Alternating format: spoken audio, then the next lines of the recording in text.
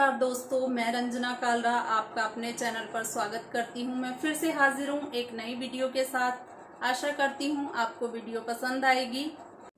बोलो सियापति रामचंद्र महाराज की जय। तब 10,000 राजा एक ही बार धनुष को उठाने लगे तो भी वह उनके ताले नहीं टलता। शिवजी का वह धनुष कैसे नहीं डिगता था। जैसे कामी पुरुष के वचनों से सती का मन कभी चलायमान नहीं होता।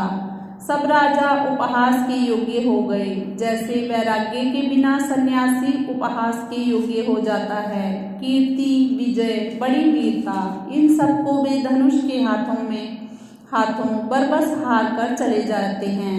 राजा लोग हृदय से हार कर श्रीहीन हो गए, अपने अपने समाज में जा बैठे। राजाओं को देखकर जनक जी अकुला उठे और ऐसे वचन बोले जो मानो क्रोध में सने हुए थे।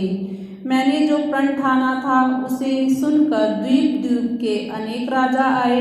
देवता और दैत्य भी मनुष्य का शरीर धारण करके आए तथा और भी बहुत से रणधीर वीर आए, परंतु धनुष को तोड़कर मनोहर कन्या, बड़ी विजय और अत्यंत सुंदर कीर्ति को पाने वाला मानो ब्रह्मा ने किसी को रचा ही नहीं।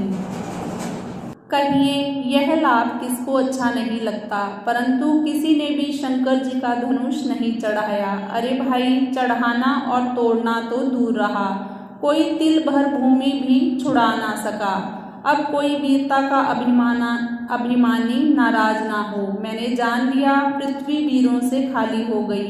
अब आशा छोड़कर अपने अपने घर जाओ। ब्रह्मा ने सीता का विवाह लिखा ही नहीं। यदि प्रण छोड़ता हूँ तो पुण्य जाता है, इसलिए क्या करूँ, कन्या कुंवारी ही रहे। यदि मैं जानता कि पृथ्वी वीरों से खाली है तो प्रण करके उपहास का पात्र ना बनता।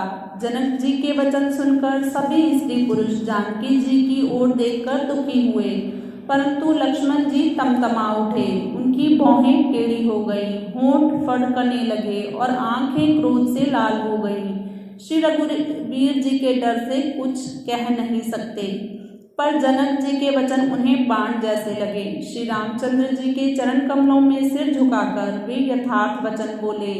रघुवंशियों में कोई भी जहाँ होता है उस समाज में ऐसे वचन कोई नहीं कहता, जैसे अनुचित वचन रघुकुल शिरोमणि श्री राम जी को उपस्थित जानते हुए भी जनक जी ने कहे हैं। हे सूर्य कुल रूपी कमल के सूर्य, सुनिए, मैं स्वभाव से ही कहता हूँ, कुछ अभिमान करके नहीं। यदि आपकी आज्ञा पाऊँ तो मैं ब्रह्मांड को गेंद की तरह उठा लूँ और उसे कच्चे घड़े की तरह फोड़ डालूं। मैं सुमेरु पर्वत को मूली की तरह तोड़ सकता हूँ। हे भगवान, आपके प्रताप की महिमा से यह बेचारा पुराना धनुष तो कौन चीज है। ऐसा जानकर हे नाथ, आज्ञा हो तो कुछ खेल करूं, उसे भी देखिए। धनुष को कमल की डंडी की तरह चढ़ाकर उसे 100 योजन तक दौड़ा लिए चला जाऊं।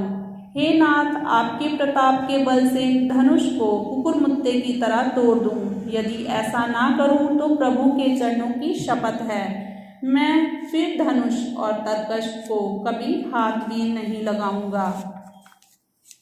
ज्यों ही लक्ष्मण जी के क्रोध भरे वचन बोले कि पृथ्वी डगमगा उठी और दिशाओं के हाथी कांप गए। सभी लोग और सब राजा डर गए। सीता जी के हृदय में हर्ष हुआ और जनक जी सकुचा गए।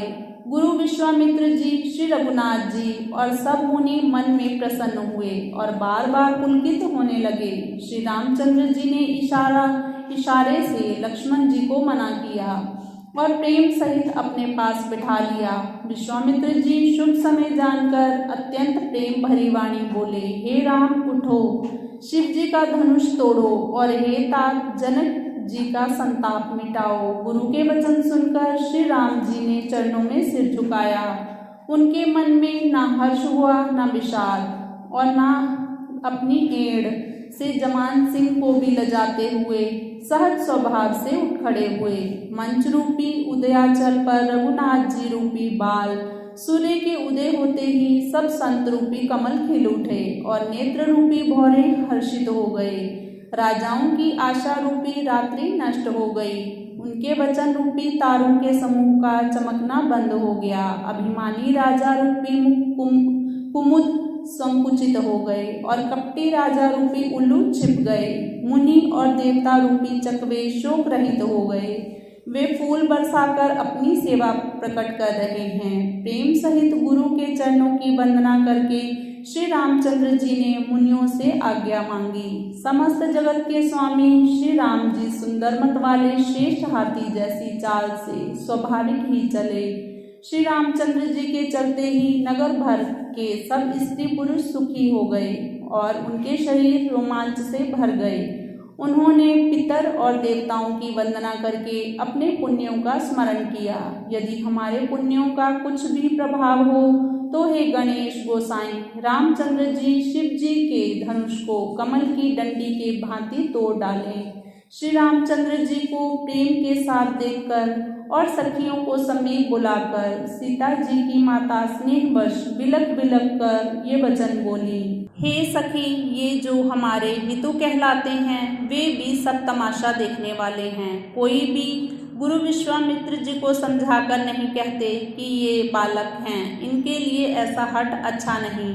जो धनुष रावण और बाणासुर जैसे जगद्विजयी वीरों के हिलाए तक ना हिला, उसे तोड़ने के लिए मुनि विश्वामित्र जी का राम जी को आज्ञा देना और राम जी का उसे तोड़ने के लिए चल देना रानी को हठ जान पड़ा। इसलिए वे कहने लगी कि गुरु विश्वामित्र जी को कोई समझाते भी नहीं। रावण और बाणासुर ने जिस धनुष को छुआ तक नहीं और सब राजा घमंड करके हार गए, वही धनुष इस सुकुमार राजकुमार के हाथ में दे रहे हैं। हंस के बच्चे भी कहीं मंदराचल पहाड़ उठा सकते हैं और तो कोई समझा कर कहे या नहीं। राजा तो बड़े समझदार और ज्ञानी हैं, उन्हें तो गुरु को समझाने की चेष्टा करनी चाहिए थी, परंतु मालूम होता है राजा का भी सारा सियानापन समाप्त हो गया। हे सखी, विधाता की गति कुछ जानने में नहीं आती। यूं कहकर रानी चुप हो गई। तब एक चतुर श्री राम जी के महत्व को जानने वाली सखी कोमल वाणी से बोली, हे रानी, तेजमान को देखने में छोटा होने पर भी छोटा नहीं गिनना चाहिए। कहीं घड़े से उत्पन्न होने वाले मुनि अगस्त्य और कहाँ अपार समुद्र, किंतु उन्होंने उसे सोख लिया जिसका सूर्य सारे संसार में छाया हुआ है। सूर्यमंडल देखने में छोटा लगता है, पर उसके उदय होते ही तीनों लोकों का अंधकार नष्ट हो जाता है। जिसके वश में ब्रह्मा, विष्णु, शिव और सभी देवता हैं, वह मंत्र अत्यंत छोटा होता है। महान मत वाले गजराज को छोटा सा अंकुश वश में कर लेता है। कामदेव ने फूलों का ही धनुष बाण लेकर समस्त लोगों को अपने वश में कर रखा है। हे देवी, ऐसे जानकर संदेह त्याग दीजिए। हे रानी, रामचंद्र जी धनुष को अवश्य ही तोड़ेंगे। सखी के वचन सुनकर रानी को विश्वास हो गया। उनकी उदासी मिट गई और श्री राम जी के प्रति उनका प्रेम अत्यंत बढ़ गया। उस समय श्री रामचंद्र जी को देखकर सीता जी भयभीत हृदय से जिस तिस से विनती कर रही हैं, वे व्याकुल होकर मन ही मन मना रही हैं, हे महेश भवानी, मुझ पर प्रसन्न होइए। मैंने आपकी जो सेवा की है उसे सुफल कीजिए और मुझ पर कृपा करके धनुष के भारीपन को हर लीजिए। हे गणों के नायक, वर देने वाले देवता गणेश जी, मैंने आज ही के लिए तुम्हारी सेवा की थी। बार बार मेरी विनती सुनकर धनुष का भारीपन बहुत ही कम कर दीजिए। श्री रघुनाथ जी की ओर देख देख कर सीता जी धीरज धरकर देवताओं को मना रही हैं। उनके नेत्रों में प्रेम के आंसू भरे हैं और शरीर में रोमांच हो रहा है। अच्छी तरह से नेत्र भरकर श्री राम जी की शोभा देखकर फिर पिता के प्रण का स्मरण करके सीता जी का मन शुद्ध हो उठा। वे मन ही मन कहने लगी, अहो, पिताजी ने बड़ा ही कठिन हठ ठाना है। वे लाभ हानि कुछ भी नहीं समझ रहे हैं। मंत्री डर रहे हैं, इसलिए कोई उन्हें सीख भी नहीं देता। पंडितों की सभा में यह बड़ा अनुचित हो रहा है। कहाँ तो वज्र से भी बढ़कर कठोर धनुष और कहाँ ये कोमल श्याम सुंदर।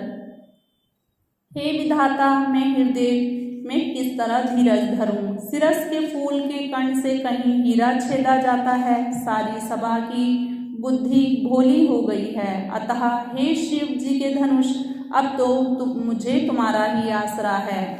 तुम अपनी जड़ता लोगों पर डालकर श्री रघुनाथ जी को देखकर हल्के हो जाओ। इस प्रकार सीता जी के मन में बड़ा ही संताप हो रहा है। निमेष का एक लव भी 100 युगों के समान बीत रहा है।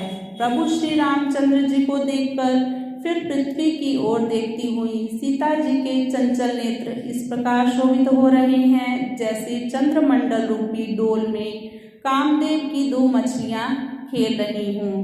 सीता जी की वाणी रूपी भ्रमरी को उनके मुख रूपी कमल ने रोक रखा है। लाज रूपी रात्रि को देखकर वह प्रकट नहीं हो रही हैं। नेत्रों का जल नेत्रों के कोने में ही रह जाता है, जैसे बड़े भारी कंजूस का सोना कोने में ही गड़ा रह जाता है। अपनी बढ़ी हुई व्याकुलता जानकर सीता जी सकुचा गई और धीरज धरकर हृदय में विश्वास ले आई कि यदि तन मन और वचन से मेरा प्राण सच्चा है और श्री रघुनाथ जी के चरण कमलों में मेरा चित्त वास्तव में अनुरक्त है, तो सबके हृदय में निवास करने वाले भगवान मुझे रघुश्रेष्ठ श्री रामचंद्र जी की दासी अवश्य बनाएंगे।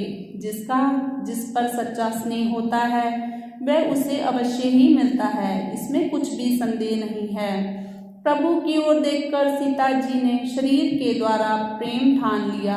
कृपा निधान श्री राम जी सब जान गए। उन्होंने सीता जी को देखकर धनुष की ओर कैसे देखा, जैसे गरुड़ जी छोटे से सांप की ओर देखते हैं।